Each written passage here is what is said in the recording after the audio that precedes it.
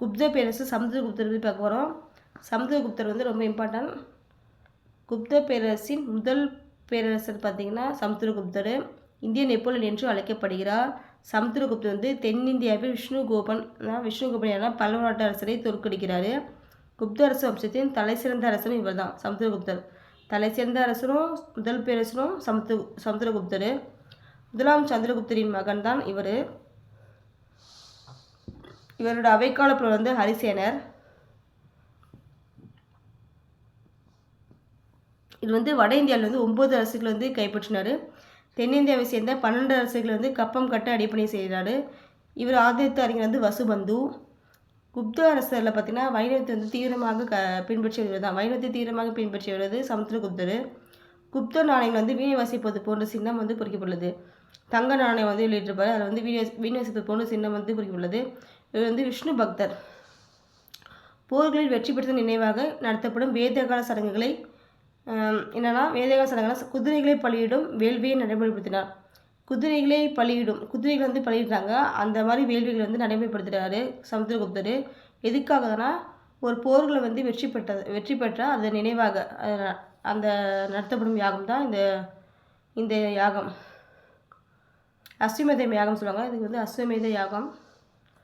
இது வந்து தங்க நாணயங்களை வந்து வெளியிடுகிறாரு. அது வந்து ஒன்று வந்து வீணை வாசிப்பது போன்ற உருவம் வந்து பொறிக்கப்பட்டுள்ளது. உருவம் வந்து இருக்குதுங்கிறாங்க. சமுத்திரகுப்தர் வந்து பார்த்திங்கன்னா மிகச்சிறந்த படையெடுப்பாளர் மட்டுமல்ல, படையெடுப்பாளர்னா நல்ல வீரர். அந்த வீரர் மட்டுமல்ல, இவர் வந்து கவிதை பிரியர், இசைப்பிரியர். இசைப்பிரியனால இவருக்கு வந்து கவிராஜா பட்டம் வந்து கொடுத்துருக்காங்க.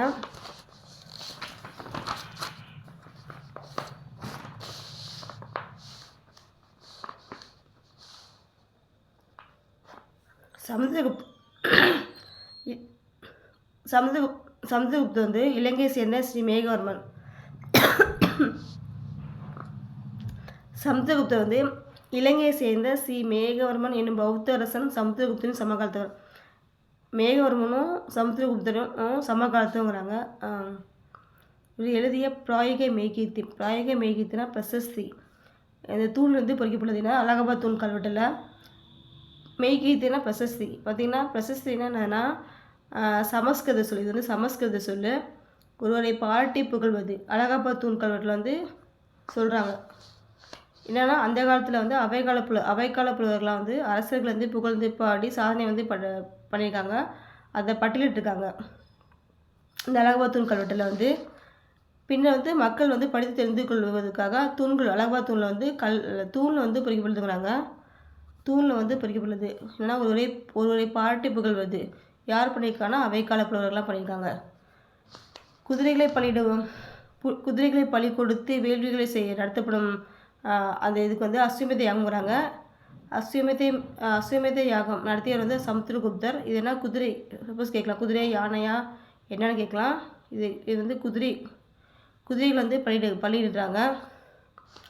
2 பேர் ஃபாலோ பண்ணியிருக்காங்க. இது என்னென்னா யாருன்னா சமுத்திரகுப்தரும் முதலாம் குமாரகுப்தர் 2 பேருமே இது ஃபாலோ பண்ணியிருக்காங்க. முதலாம் சந்திரகுப்தர் மகன் தான் பார்த்தோம் சமுத்திரகுப்தர். இந்த முதலாம் சந்திரகுப்தர் வந்து தனது புதல்வரான சமுத்திரகுப்தரை வாரிசாக நியமித்த ஆண்டு வந்து 335. இவர் வந்து கங்கை சமவெளியில் 9 அரசர்களை படைபலத்தால் வென்றவர். கங்கை சமவெளியில் மேற்கு பகுதியில் வந்து 9 அரசர்களை படைபலத்தால் வென்றவர். இது அஸ்வமேத யாகம்னா அந்த குதிரைகளை பலியிடும் வேள்வி அதை வந்து நடத்தியவர் இவர் தான். குப்த அரசிலே பார்த்திங்கன்னா புருஷா என்ற கடவுளோட வந்து ஒப்பிடப்படுகிறார். இது வந்து புருஷான்னு சொல்லிட்டு சொல்கிறாங்க. என்னென்னா புருஷானா கடவுளாம். அவர் வந்து கடவுளோட வந்து ஒப்பிடுகிறாரு. அவர் வந்து கடவுளோட வந்து ஒப்பிடுகிறாரு. இந்த செய்தி வந்து அலகாபாத் தூண் கல்வெட்டில் வந்து இருக்குதுன்னு சொல்கிறாங்க. புருஷானா என்ன அர்த்தம்னா அனைவருக்கும் மேலானவர்.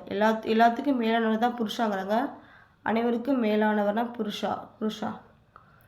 இந்த அலகாபாத் தூண் கல்வெட்டில் பார்த்திங்கன்னா அவரோட ஆளுமை சாதனைகள் பற்றி விளக்கும் கல்வெட்டு தான் அலகாபாத் தூண் கல்வெட்டு.